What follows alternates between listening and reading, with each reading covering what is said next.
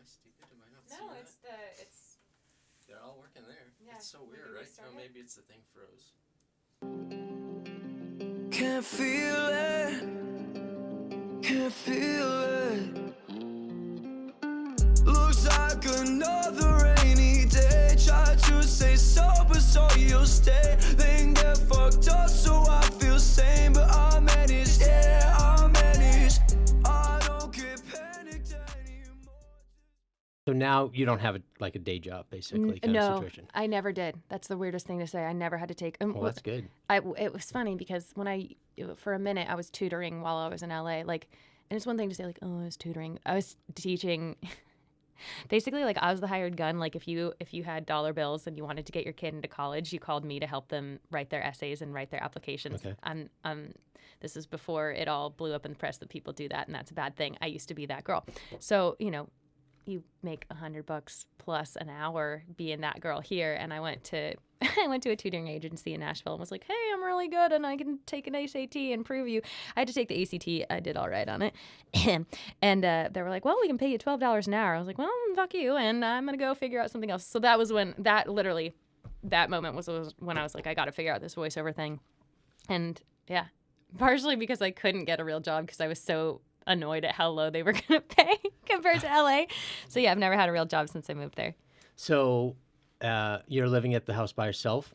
No, actually, my man thing, my fella moved. Well, let's start there. Yeah.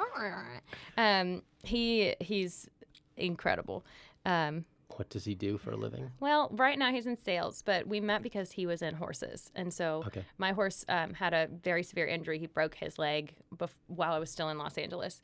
And so that's usually a career ender. And but my horse had surgery on his leg, and we kind of got him stabilized. And that's how I met my fella. He does horse rehab. Okay. So we were friends for the longest time, and then no, we weren't just friends. Yeah. And so when I told him, hey, I got to bug up my butt and I got to move to Nashville and it was nice knowing you. And he was like, well, I'm coming too. I was like, what? What do you mean? Okay. Sure. So, and he did. And so, to be honest, it's been harder for him to get assimilated, I think, than it has been for me. And I think it's because I've had a couple friends, really vouch for me and versus he moved there knowing nobody. Right. So... we were at that house for a while, and then, like I said, voiceover's good, and I ended up buying a farm this past summer, and so now I live on a farm. Okay. Yeah. What'd you do, on top of the house? Not on top of the house. The house is still there. Okay. But I was really fortunate enough. Again, not to sound hokey, but really it was by the grace of God because this is a dream that I've always had. Right. Definitely didn't think I was going to be able to pull it off at this juncture in my life, but property's cheap in Nashville, and I bought a farm. So now my horses are at home with me, and literally So you walk out of your house, and then you have the stalls and all that right there. Yeah. And how many horses do you have right now? Right now, 3. Okay. Yeah. All yours? No, 2 are mine. 1 is my buddy's, and we have room for 13. So we're rebuilding the barn to take in clients, and so that'll be my man things. I should not call him my man thing. Yeah, is taken care of, and but that's what he does. Yeah. So that's actually a positive. He's really gifted at it. He's gonna like it a lot better than. He's gonna like doing it more than what he's doing now. Yeah. What is it? What kind of sales is he doing right now? Probably for his protection, I won't say, but he's in sales. His protection. No. He likes the folks he works with. I think his heart's just really in horses, and this is something that he enjoys doing. But once he's able to go back to. And so, there was tornadoes there recently. F, man. And the funny thing about it is, everyone's texted me and hey, are all your friends it's. I hate to be, I don't want to be disrespectful, but it's 80 miles away from Nashville or somewhere in that vicinity. Well, no. So because a lot of your buddies are down in Franklin. Right. Okay. Well, Ryan's here now. Oh, is he back here? Yes. Okay. Which is funny because we're getting back to people telling where they live. Yeah. Everyone knows where Haley lives. Yeah. You know what I mean? Mm-hmm. It's she's in Franklin and it's going down that street. And take away. I mean, I don't know. I'm not going to put out her No, I real told street. you that is Nashville. Yeah, really everybody knows. And they're just chill about it. They'll generally they'll go leave by you her alone. mom's house. Oh, yeah, no. That's pretty crazy. Oh, no. But yeah, now Ryan has moved out here. But that's a whole nother story or whatever. Yeah. But so, tornadoes. Yeah, so what's gnarly is this was my first real bout of a tornado since I've been there. We've had them, and generally we'll get a heads up hey, severe thunderstorms, keep an eye on the weather, and then you'll be watching TV and it'll be go to your cellar, than like a leaf Do you will have a blow cellar? over. No, I don't have a cellar. You don't. So where do you go? You have to go to the innermost room. To be honest, at the farmhouse, like there is like kind of a split basement level that we could go to, but the old house, like it's like all these houses in my old neighborhood are like long shoe boxes, and so like there's no innermost room because it's either like it's wall on one side, your host. But technically that house was surrounded on 3 sides by water. I really did a lot of tornado research before moving because you live on a fault line for your entire life. Yeah. Other than when I was in Arizona, we don't have natural disasters where I'm from in Arizona. But California, you live on a fault line your whole life and you're like, not thinking about, you could really you could fall into the earth at any moment. But you move somewhere with like a hurricane or tornado and you're like, it's a big. Yeah, but that first thing, my first house would have been, I would have had the biggest basement I could possibly or a panic room or whatever they're called. No. So the tornado, I mean, it really is, it's gnarly. Like the basement east is leveled. Like there's a lot of, 5 points in East Nash got hit bad. That's actually the morning that I flew out. I'm in town because my sister's she had a baby. Oh, yeah. She's girl. She's so cute. Jerry May, named after my grandma.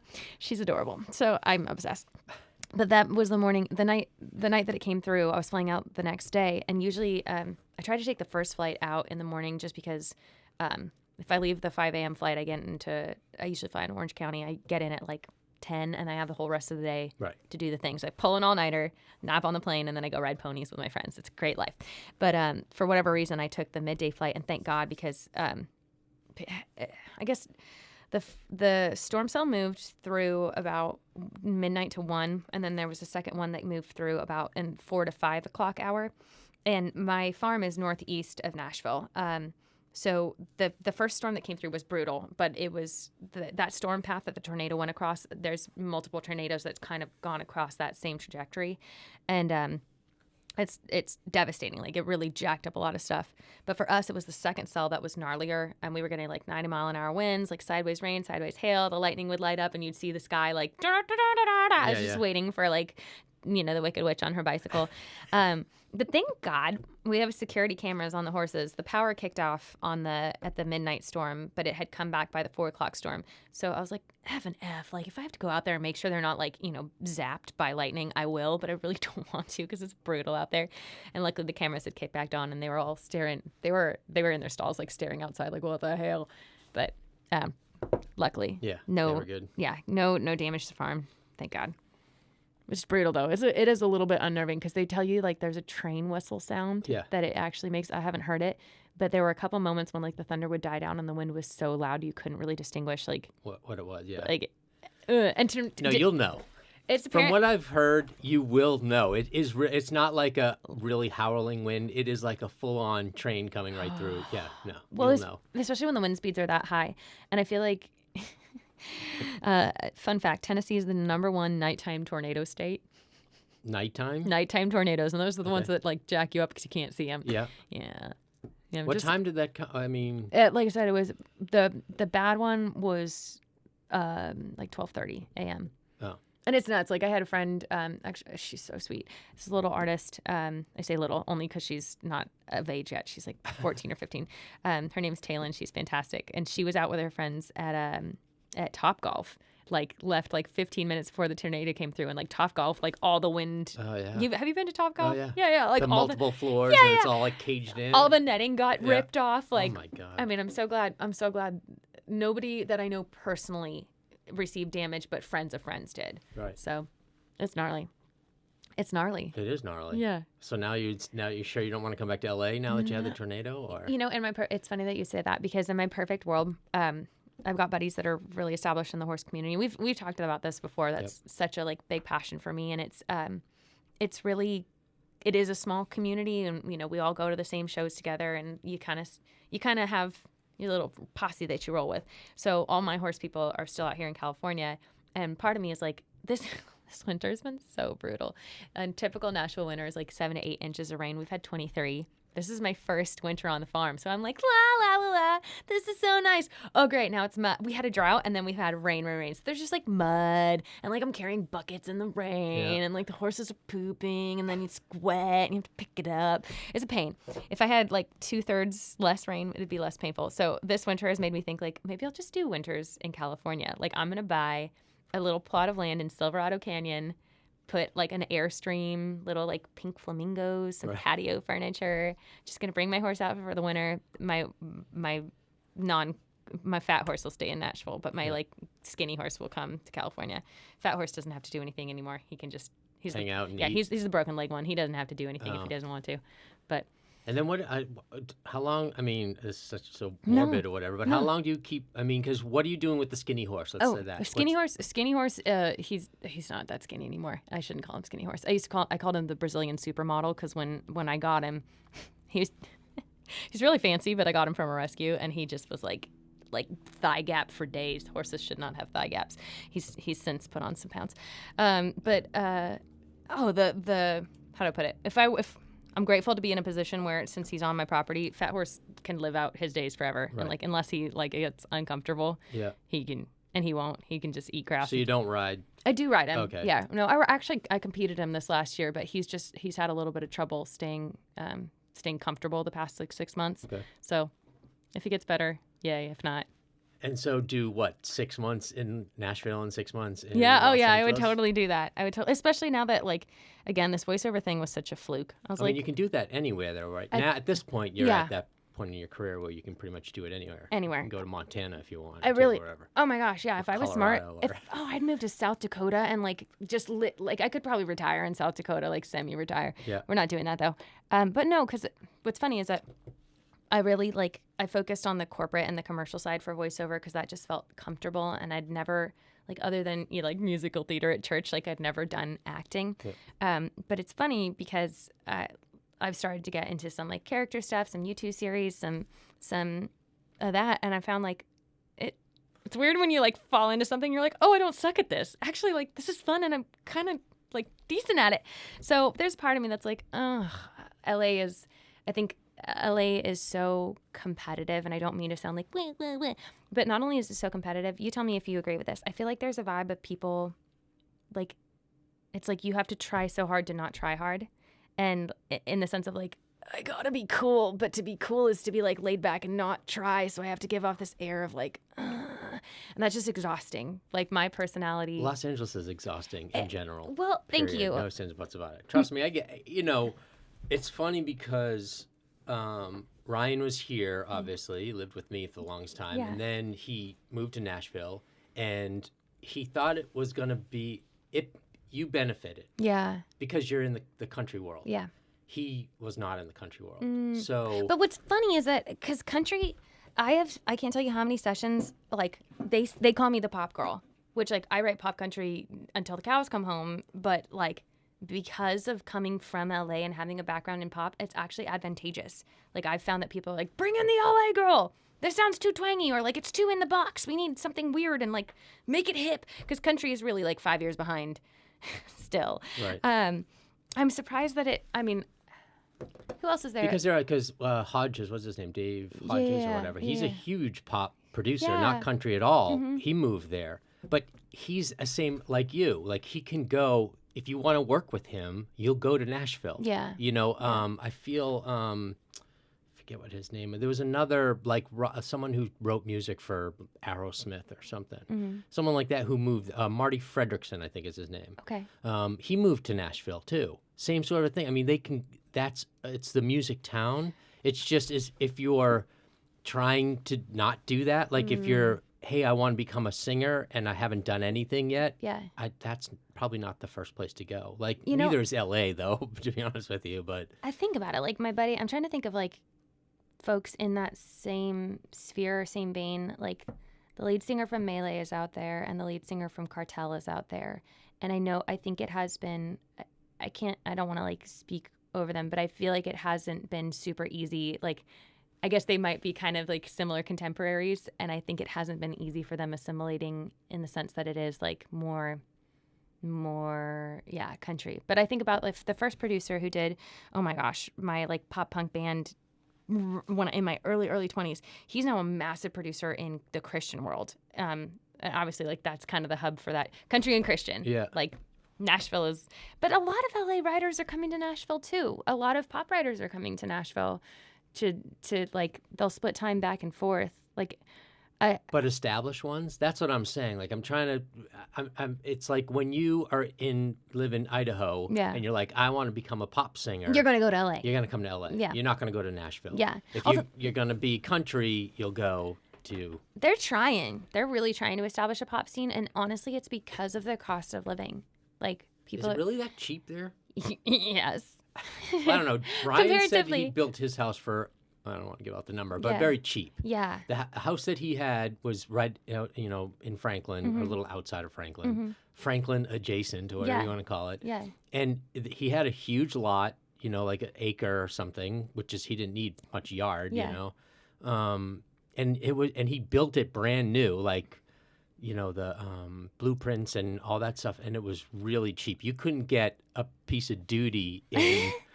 Put it to you this way, my house, and I have, again, this is stuff that I wouldn't have been able to do in LA. I was actually able to hold on to my first house, and I've got lovely renters in it now. I adore them.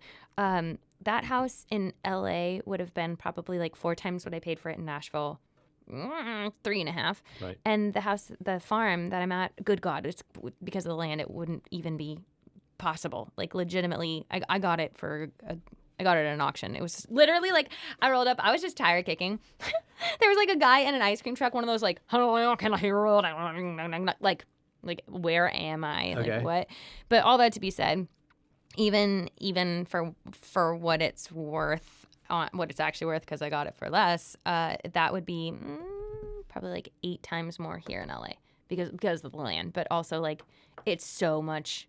If you came, how do I put it? Trying to go, like, I'll never be able to afford to move back. Like, trying to go from LA or from Nashville back to LA would blow. But if you're used to prices out here, even like, oh my God, just being back here this week and like getting food, I'm like, ugh, how much for a latte? This doesn't even taste as good. Like, but you're comparing Nashville to Los Angeles, and right. that it would be like comparing people like, well, I have a place in New York and I have a place in LA, and right. there's no difference there because right. the pricing is this basically the same. For artists that I know that it moved from like BFE or like small town USA, middle of nowhere, flyover state, they come to Nashville and they're like, it's so expensive. Oh really? Yeah. Yeah. From the flyover states. Yeah. Of course. I mean, they come here and they're like freaking out. Oh, this is next level. I mean, there's a couple voiceover artists that I know from Nashville who've recently moved to LA, and they're like, sticker shock is real. I get that, but that's, again, we're talking about, if they were in Los Angeles, or you're in Los Angeles or you're in Nashville, and you're like, I'm just going to go to Montana. Yeah. You can get 88 acres right. for $5 out there. Which, again, I'm tempted. There's part of me that's or like... Dakotas or whatever. I do 80% of my work, like, at least on the voiceover side, not so much with the songwriting side, but, like, 80% of my work I do self-directed. Like, I just send in the files if somebody needs, any sort of, like, revisions or whatever. Like, I don't have to see anybody. Like, God, if I was smart, I'd move out to Montana. Just be like, I just keep on Montana. That's a one place. But I'm sure there's anywhere. You were talking about Dakotas or Carolinas. Wyoming. Anywhere. Like, you could totally go anywhere. Mm-hmm. So you sit down, you have a little room that's kind of made into your studio kind of thing. And what DAW are you working on? With Pro Tools naturally. That's the only thing I know. People still argue with me about the Pro Tools, Logic, was Ableton, there's, all those things. And it seems to me like, because now Ryan Mendez is mixing. Okay. But he mixes in Pro Tools. Yeah. And even dealing with some of these rap and popper people and stuff, they're working in Logic, but the mixers are still in going over Pro Tools. One of my like mentors and dear friends of mine, she's her name is Keely Bumford. She has a project called Dressage, and she has a project called More Giraffes, and both are excellent. She's like dream pop. God, she's so good. But she's an amazing producer as well. She still does everything in Ableton except for vocals. Vocals are Pro Tools. And now that I'm starting to get into producing, I'm really fortunate to be mentored by an amazing producer who's he was in LA. He moved out to Nashville 3 years ago. And now that I'm starting to dabble with that a little bit, just because I'm kind of MIDI challenged, I'm starting to explore, like, should I try another DAW? I just got the Ovox, or I think it's Ovox Waves plugin, where you can basically, like, because I play guitar, I play bass, I can play keyboards, but it slows me down. So I want to see what I can, like you can basically program synths with your voice and program, like, bass synths. I'm really excited to go home and play with it. Okay. I got it literally, like, the night before I flew out here. But, yeah, I feel like it's really cumbersome, Pro Tools, when you start getting into the weeds. Well, because I've been with it since Forever. Digio 1 or whatever, the first one. So, and I'm like, yeah, I'm old, so I've been, Yeah, right. But the thing, the way that I used to explain it between Pro Tools and Logic was, the guys at Pro Tools were like, hey, do you want a violin? And the person would be like, yes. And be like, okay, go get a violin, bring him over here, and we'll record him.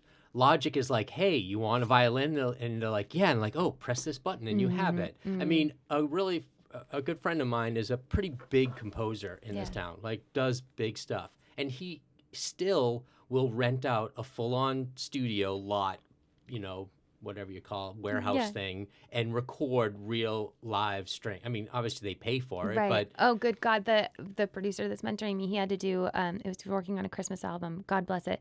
I have such, like, a fear of authority, and, like, when I feel like someone is like at a tier like that, I get like, yes sir, like, stand up straighter, like, just get a little like and this session was just going sideways. Like, the artist was being temperamental, not really, but just kind of difficult, and the artist didn't really need to be there because, like, they're tracking the orchestra. You don't need to be there.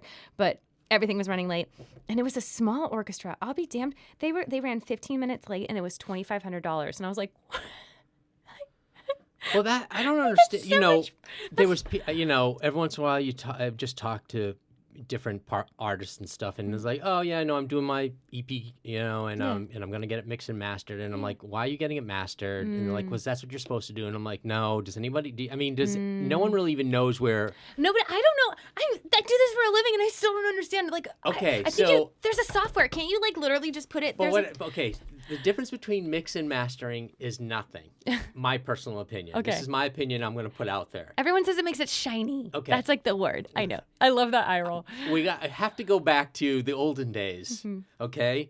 They used to have these little black things. They were like this big. They had, like, grooves on them. They were called records. I don't know if anyone knows about them. And they would play them. So when that first song ended and it went into the next song, it couldn't be, like, jarring. Right. So mastering was taking those 5 songs or 6 songs that was on that one side. Even levels. Even level. And the drums were all in the same, and the guitars, and they were doing that. No one does full albums anymore. I literally had somebody here yesterday who's like, I throw out a track, and then after, like, 8 or 10 of them, they're like, oh, let's put them on an album, and then we'll sell them that way too. Like, no, it doesn't work that way anymore.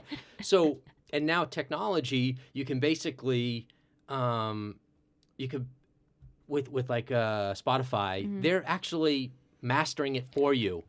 No song is any louder than the other. They're all kind of pretty much even. I wanted to, like, hang myself just a little bit with, like, this EP that I'm releasing, same thing, track by track by track. But I've never been more proud of anything that I've ever done in my life. And of course, it's so funny because it's still, like, being independent. It's like, oh, cool, hey, tree falling in the forest. Like, the people that hear it are like, this is fucking amazing. Right. But, like, getting that kind of traction, it's just.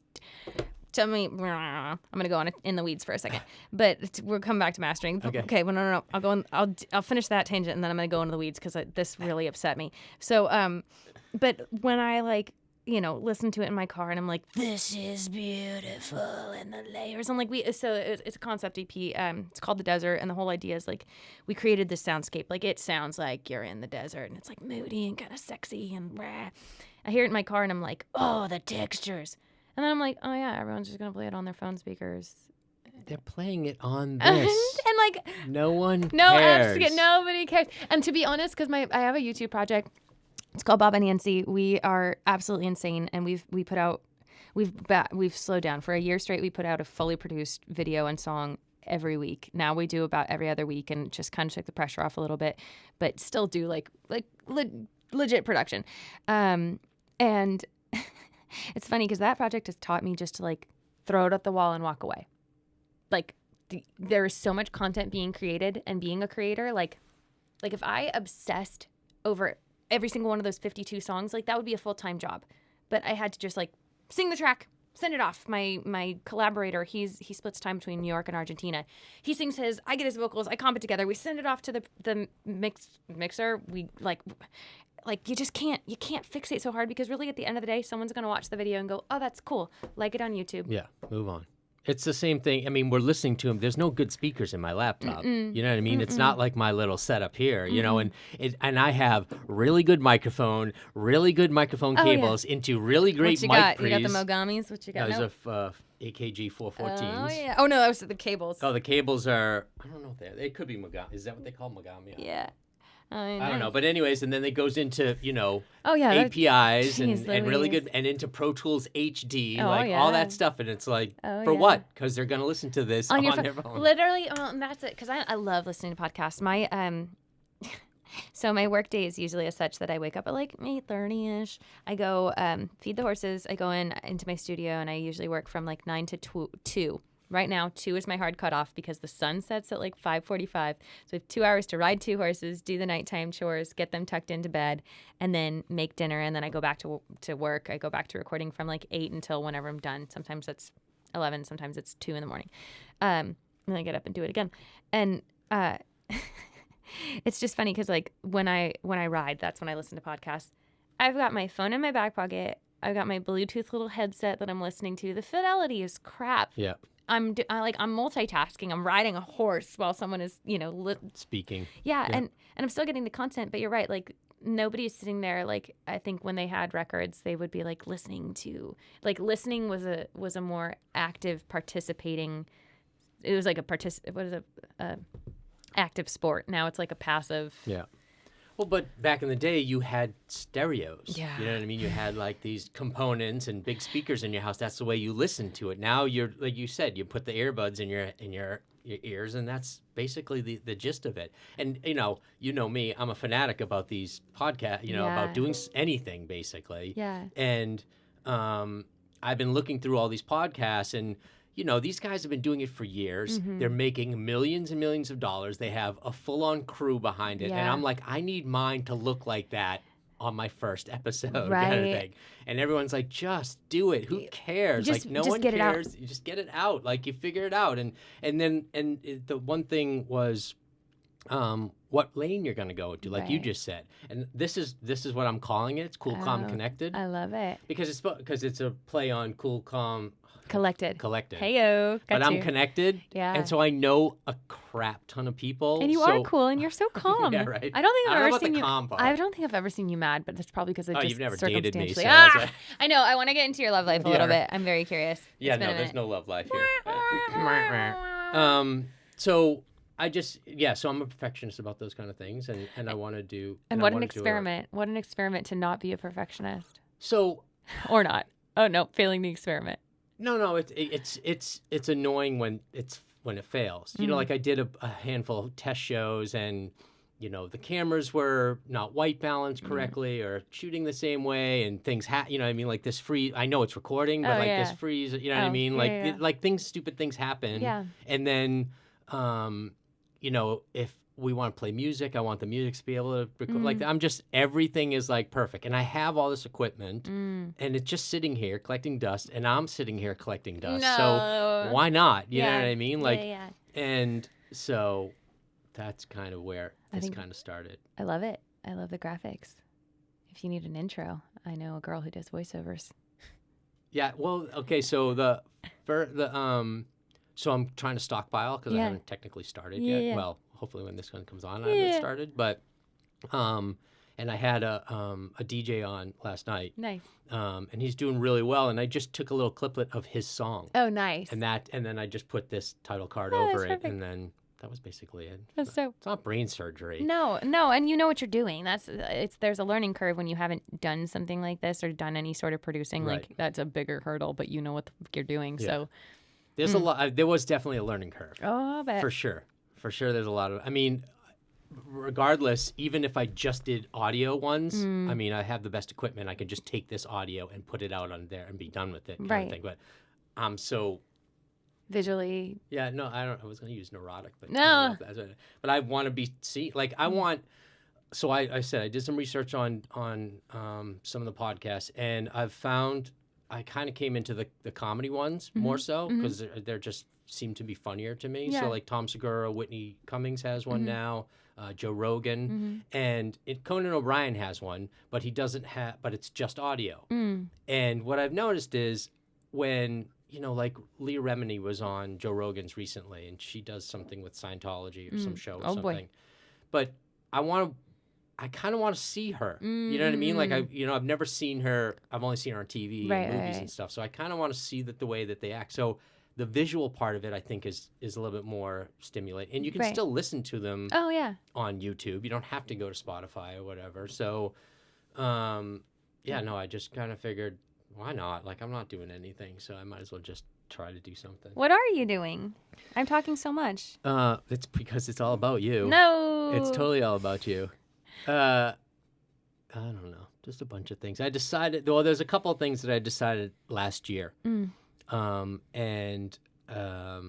was 3 things. Well, I've never been in the TV world. Okay. So I decided that I wanted to do TV. Okay. So I just decided that that was my goal for this year was TV, scripted, normal TV, and then I have a reality show idea. Okay. And then I want to do not one more feature, but I want to do a specific feature. Okay. So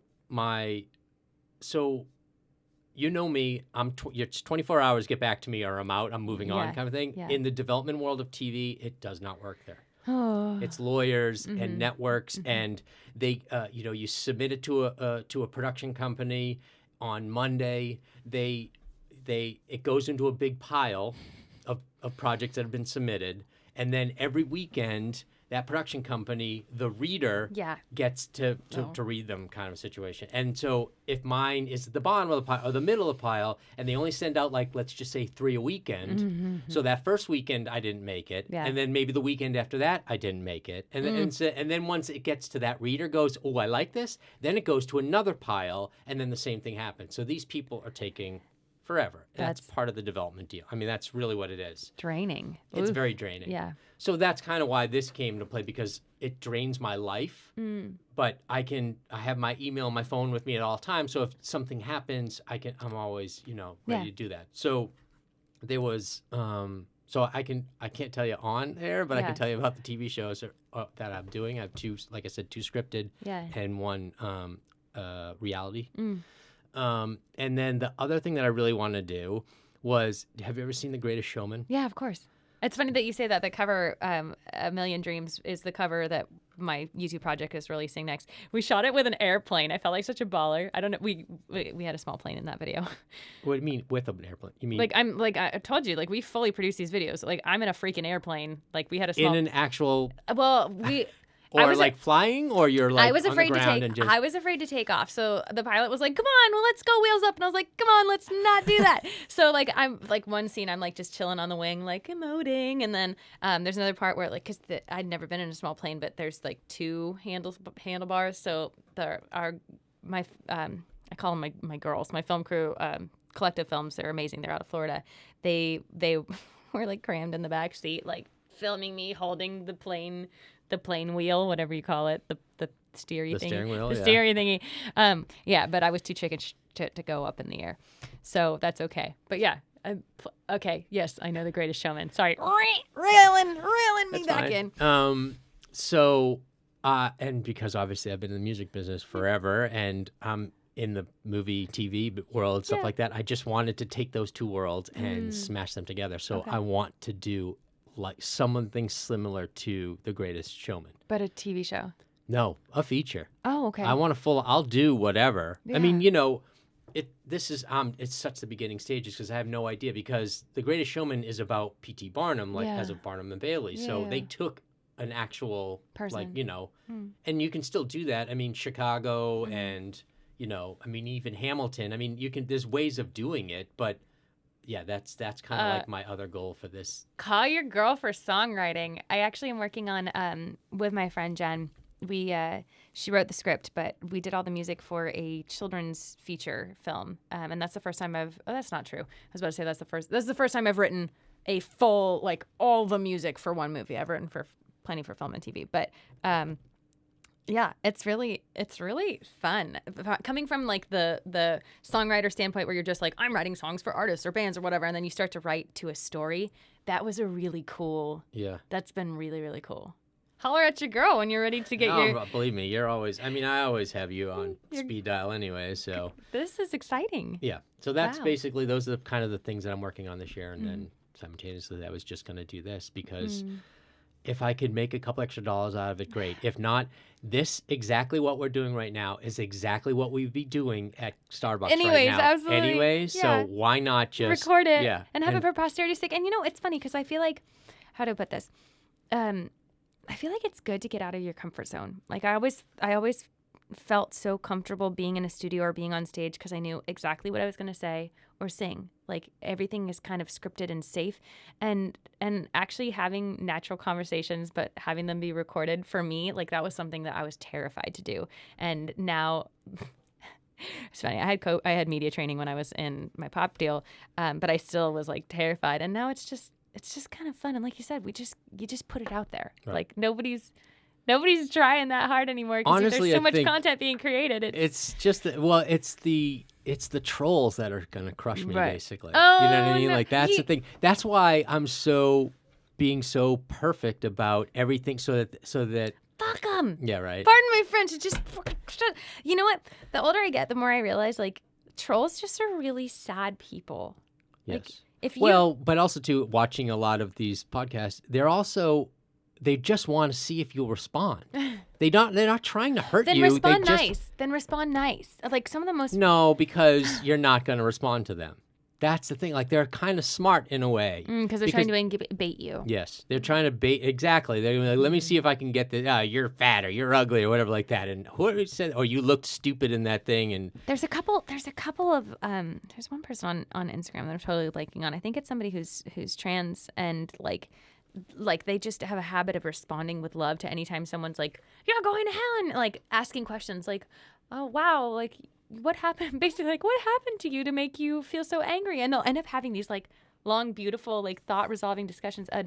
Another friend of mine, her given name is Connie, but her artist name is Milk. She's with Atlantic.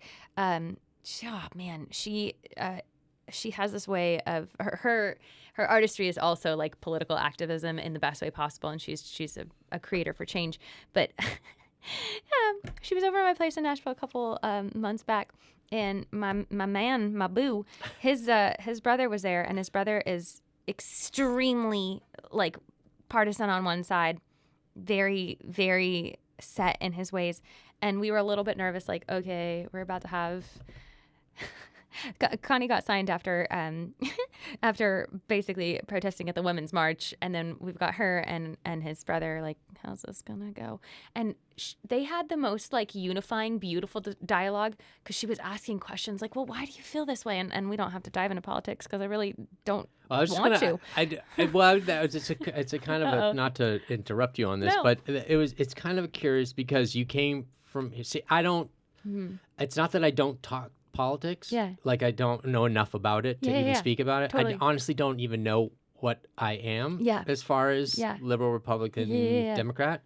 But you did come from, I mean, this is technically a Democrat state, and now you live in the full-on Republican world. Yes and no. In Nashville, Davidson County actually goes blue. So I tell people this with all sincerity, like the last election. Is that because of Taylor Swift? Because isn't she the one who changed everybody? No, it's because of all the creatives.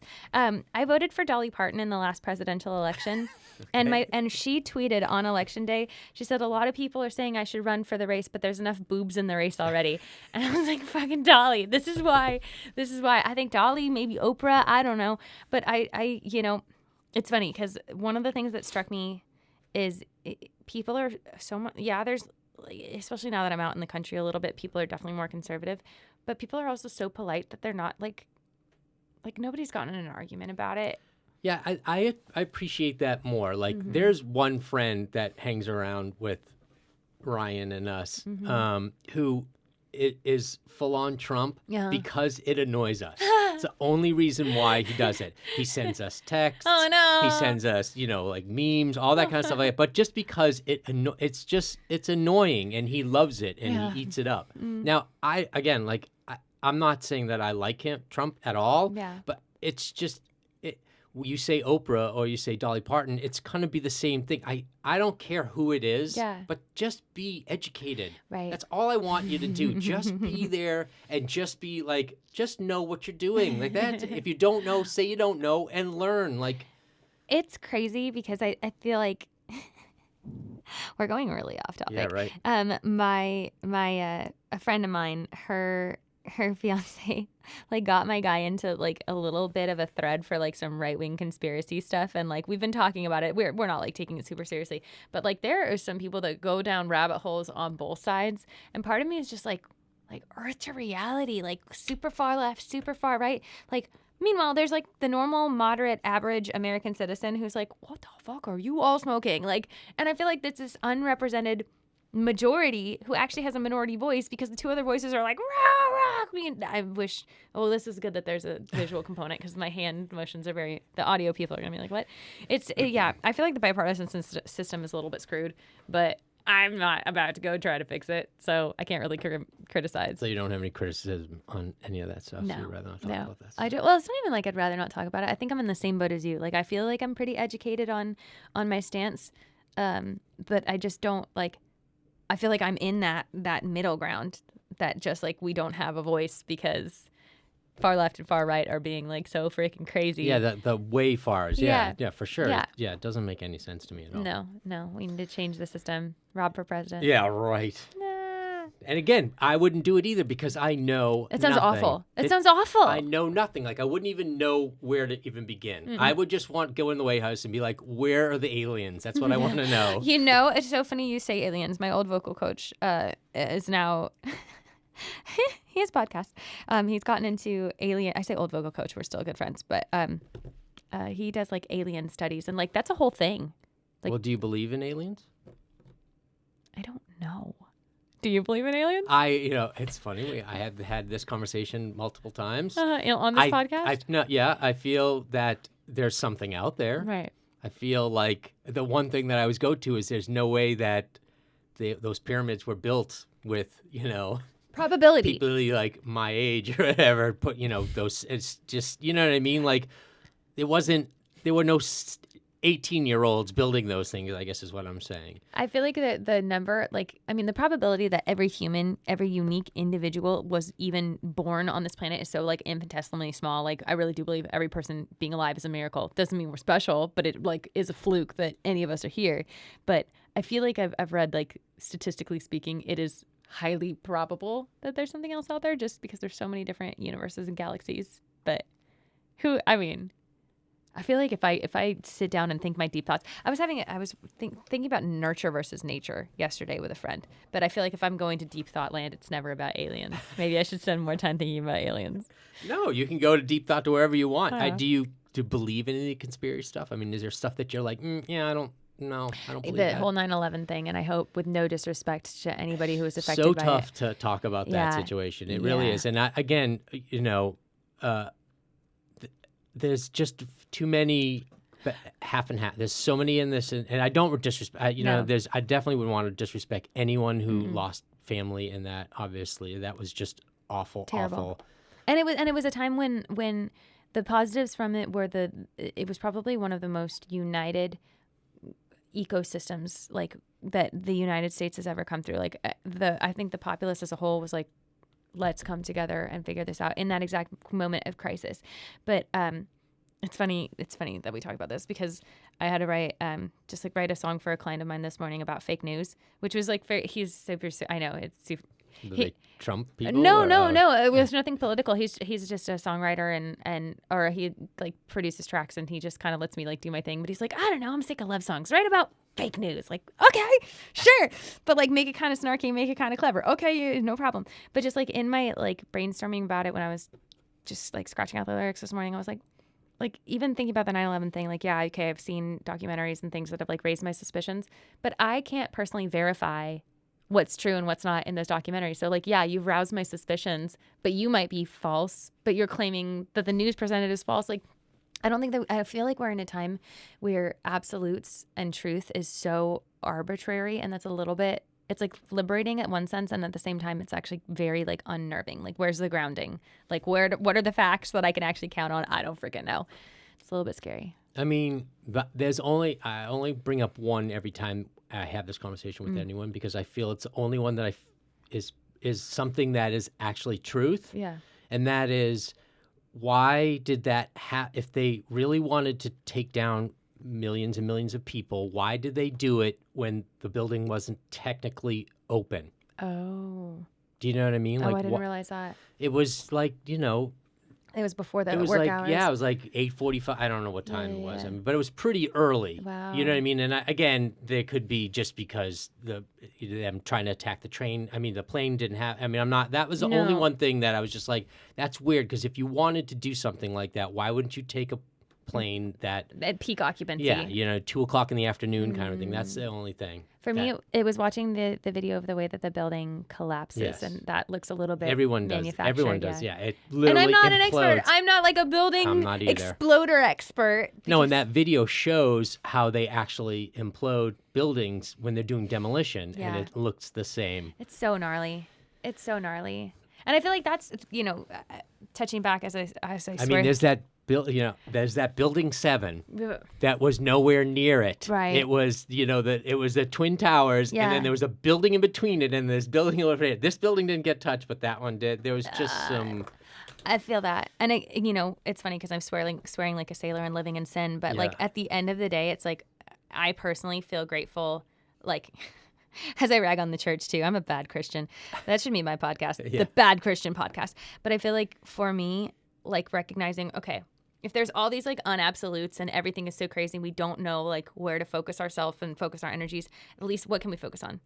Loving people, like being kind to one another, helping when you're given an opportunity to help somebody, being a voice of reason, advocating for those who don't have a voice. Like, okay, if the world's going to go to hell in a handbasket, literally, at least like I can do my own personal part to be like a solid citizen. And I feel like, whether you're whatever religion you fall into, like as long as you're doing that, like, fuck it, you're going to come out the other side. Like, so are you doing, aside from, are you doing anything helpful in this world? Do you feel that you're doing, give me something that you're being helpful with? Are you donating time? Are you volunteering? Yeah, I volunteer with Musicians on Call, which is really cool. They've got LA chapters. But we go in and sing. I do a lot of the Children's Hospital and the Veterans Hospital, but we go in and they call it run a program. Like you go for a couple hours and go room to room, and like you have a little list of songs, and you're like, hey, you want to hear?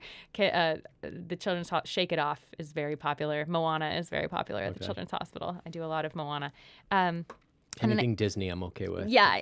Oh man, they were so sweet. There was one little girl, one of the last times I did it, and she like literally, I don't know what was wrong with her, but literally she had like 2 legs and an arm and a cast. I don't know if she had been in an accident or what, but she was in a little like wheelbarrow, and her nurse was like, she just wants to follow from room to room. Can she just like? I was like, what am I going to do? Tell this poor little kid no? So she probably heard Shake It Off like 15 times that night, and she was just like bopping along. It makes me cry if I think about it too much. Or the babies. I also volunteer with Beat of Life, and they're an organization. This one's really cool. We actually go into the Davidson County jails, and basically the inmates have gone through this training program. They have like a 6-week course where they learn about songwriting and learn about song structure. And then their like graduation is they have like songwriters from the outside come in, and we sit down in a room and write songs together. And then they have to like do a little presentation at the end to their inmate population. I've never sweat so hard in my life, especially like, God, it's funny. Now that I'm thinking about it, the song's coming back to my mind. The inmate I was partnered up with, he rapped, and he had he's talented. He had good flow, and like I got to come in and be like the hook chorus, and then go back to like our like little beat.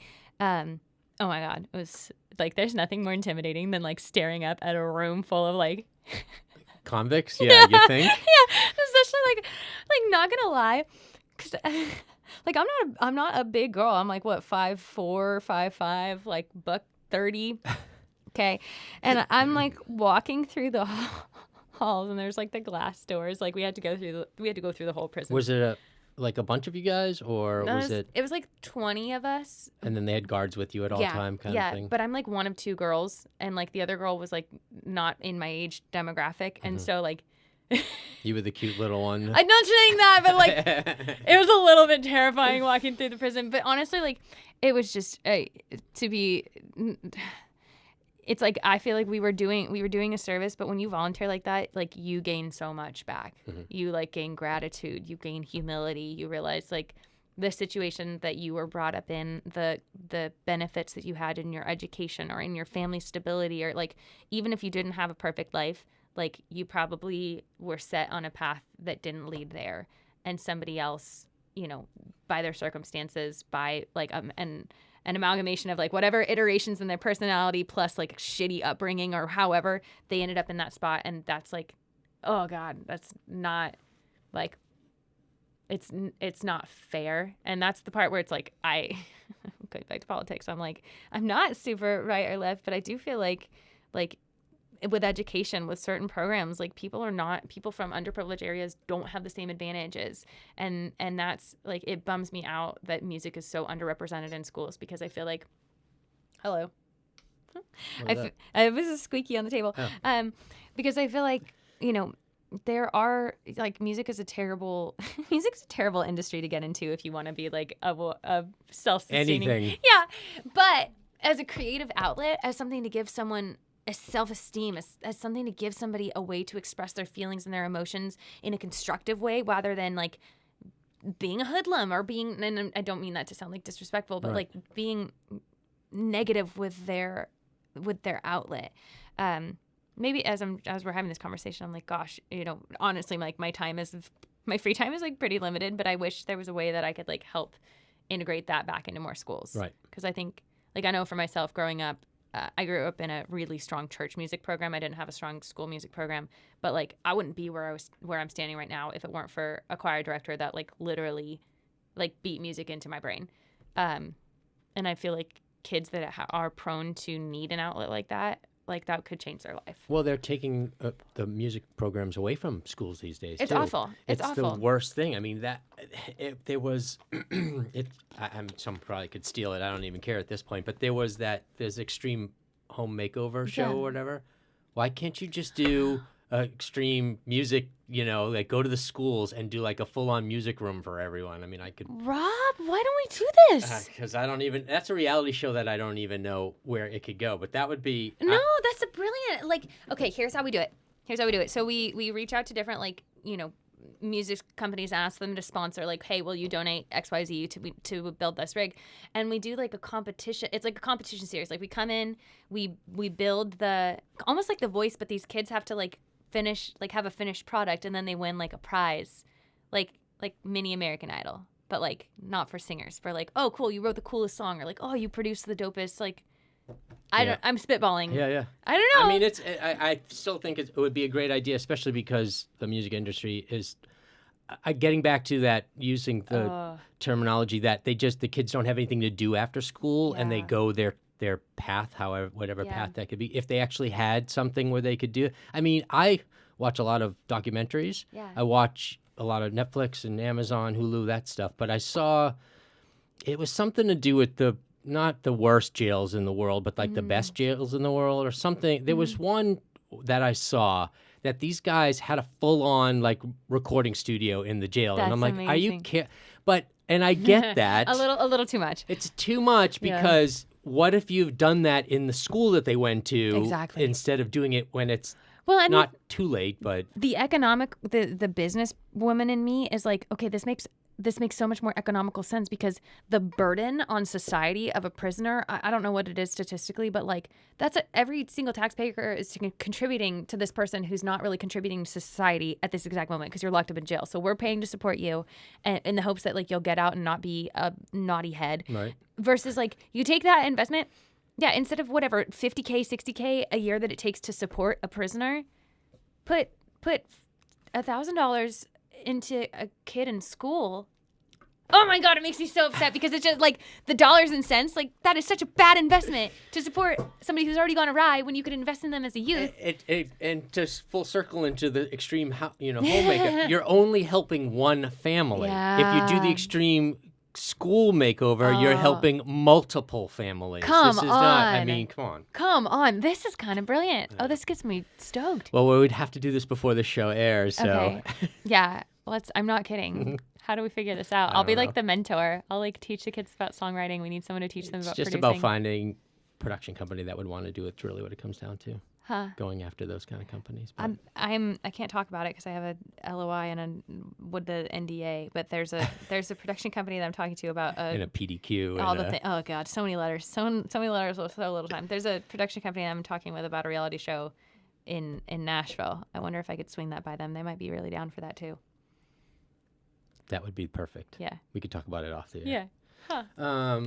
Wow, we've been talking for an hour. Holy crow! Oh my gosh, you have shoot! to go too, right? I do. I know. If we could wrap it up in like 15, I'll be good. No, you could just shameless plugs for anything that you want to plug. Yeah. I mean, you go over your social media. What's your So right now I've got two singles out that I'm super stoked on. One is called The Desert, and one is called Border. They are part of a 4-song visual EP. Technically, the EP is 6 songs, but the visual component is 4. And it's just really cool and like epic and schmexy, and I'm super proud of all of it. Schmexy. Yeah, I make out a lot in it. It's great. It's kind of fun. I had a good time. Schmexy with your Yeah, fella. Okay. Yeah. What's funny is actually somebody else like thought he was an actor, like thought that was a stand-in. I was like, you think my man would let me make out like that with somebody else? I'd be dead. He'd kill me. No, he was the stand-in. My socials, you can find me on Instagram at Liz Ann Hill for copious amounts of pictures of horses. It's like horses, me doing really ridiculous voiceover work, and then like, the actual legit like artistry music, but mostly it's just horses, let's be honest. They're so pretty. And Facebook, Liz Ann Hill Music. My website's lizannhill.com. I'm trying to think of anything else I should shamelessly plug. I'm going to be on Good Morning Nashville. This might be out before then, but I'm singing one of my singles in a couple weeks. That'll be fun. And all the good things. Sweet. Yeah. Any parting words that you want to give the kids out there? The kids out there. What about music? Do you feel that music is going? It's really so. Let me go back. We thought we were done. We're not. So this pissed me because I just want to know. Aside from sync and licensing, movies and TV and all that stuff. Yeah.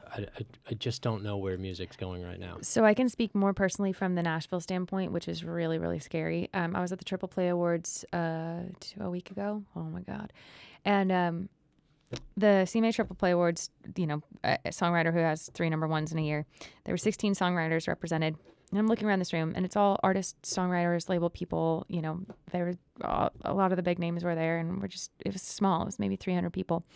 And like half the room is like, it's very evenly split, male, female. 16 writers celebrated, all male. Every single song that was number 1 that these writers had penned, male singers. It is 2020. What the fuck are we doing, Nashville? So it's really crazy because... Hold on. I want to put a wrench in that for a second. Yeah, because it's going to sound really stupid, but my shows are all women empowerment kind of situation. Yeah. I want women director, it's the woman writer, showrunner, all that stuff. All that, I'm totally with that. Mm-hmm. Name me, if you can. Yeah. It's a question that I've asked multiple people. Uh-huh. A huge or a notable woman producer. Exactly. That is why this producer who's mentoring me. No girl wants to. Someone like you who learned how to do Pro Tools, Logic, whatever, is doing it because you want to be out there singing and doing all that stuff. No one wants to be in a dark room. No girl, and I don't know that. They probably are, but I cannot find. For years I've been trying to find one. I'll hook you up with AG. She's amazing. She does a lot of sync and licensing. She's here. She's in, not Pasadena. She's in like, what's the city next to Pasadena? Altadena? No, one more over. Glendale? Yeah, no, like Burton. Yeah, Burbank? sure. No, not Burbank. She's in La Crescenta somewhere. Okay, yeah, La Crescenta. She's amazing. Like kills it. Tons of TV shows, sync licensing. She's an amazing producer. Holy crap, she's incredible. But no, you're right. I mean, it's like 3% of producers are female, and that was exactly it. I like was sitting in this room.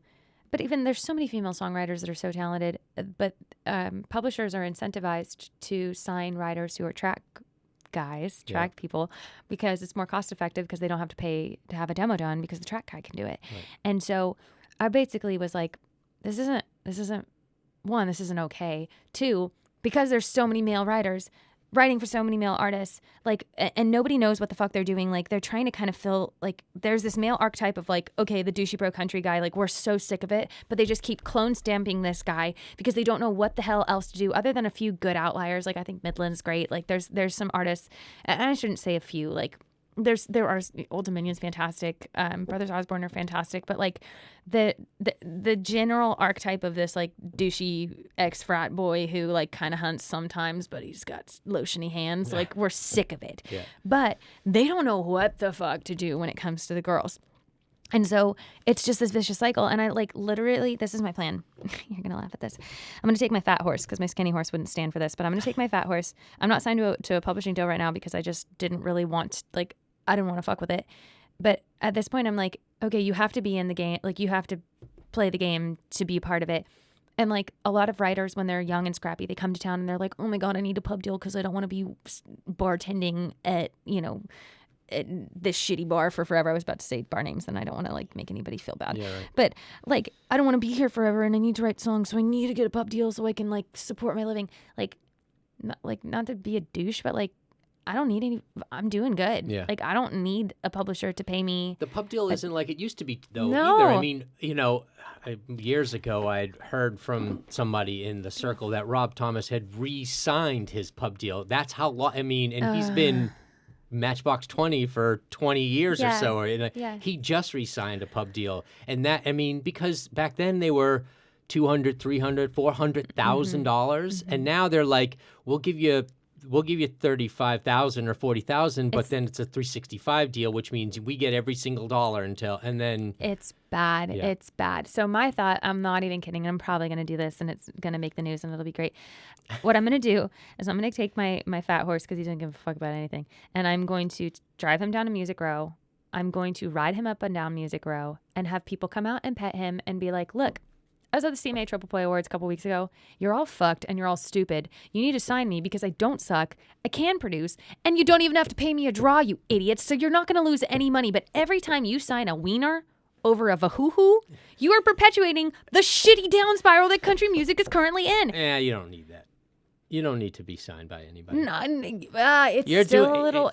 How do I put this? If I wanted to just like make dollars, I would just do voiceover all the day long and not like worry about it. Like, the music isn't making me. It's not comparable at this moment.